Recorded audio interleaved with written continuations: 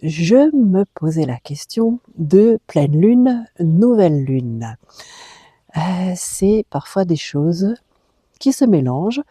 Alors j'ai fait mes petites recherches pour expliquer un petit peu ce que ça peut être. Alors la nouvelle lune, au moment où j'enregistre cette vidéo, nous sommes en période de nouvelle lune.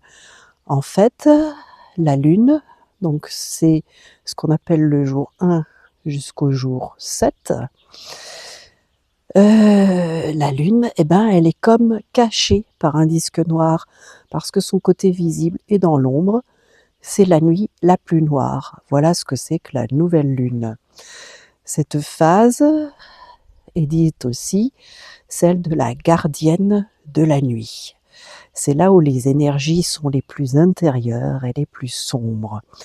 C'est le moment de ralentir, de se reposer, et là où l'intuition se fait peut-être la plus aiguë, avec des rêves, avec des visions, avec des méditations.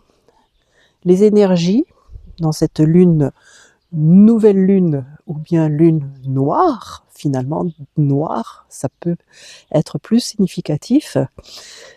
Les énergies sont comme une page blanche, c'est idéal pour concevoir ses projets, écrire et les préparer avant d'agir. Par exemple, au jardin, c'est le moment de planifier, de préparer le sol et de faire les tâches d'entretien. Mais effectivement, c'est mieux d'éviter de planter ou de semer, parce que l'énergie, elle est faible et la croissance va être limitée. Ça ne veut pas dire que c'est interdit, ça veut juste dire que c'est moins propice, et les jardiniers font beaucoup avec la lune.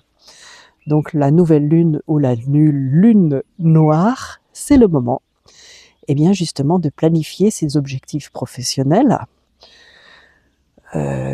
ou de préparer un nouveau projet pour du changement, un changement d'emploi, commencer à consulter les offres d'emploi.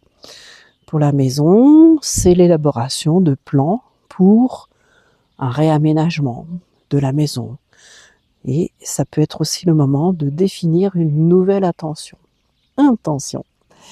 Alors,